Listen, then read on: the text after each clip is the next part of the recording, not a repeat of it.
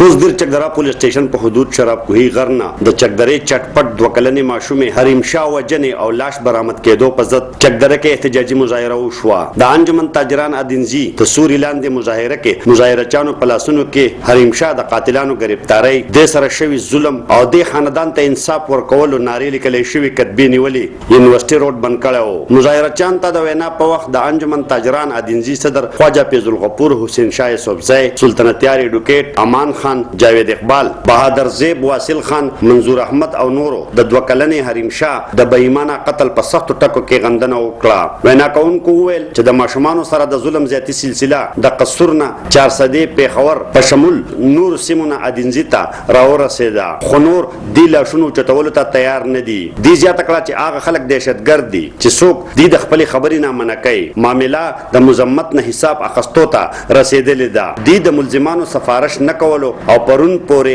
مقامي پولیس په کارکردګۍ د اطمینان اظهار وکړو.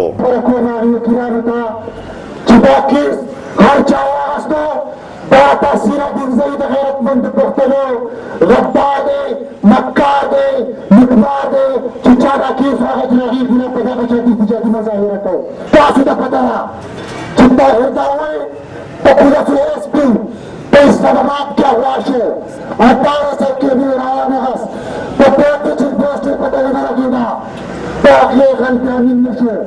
مولانا سمیع الحق صاحب په چاپیانو وارد شو داخل غلطیانین نه شو. په جامعه فاروقیه کراچۍ داخل مختبر ډاکټر محمد عدل صاحب هغه قتل شو داخل غلطي ګندنې نه شو.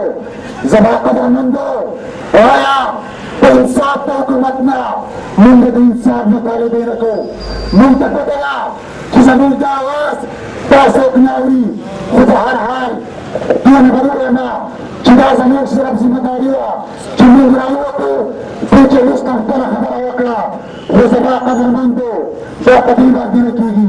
د مذمت دا ټکی ختمول غواړي، د دې مذمت دا ټکی ختمول غواړي، دا سړي راویستل غواړي او په دې تاسو پرده پسې کول غواړي او دې کې ورته غواړي.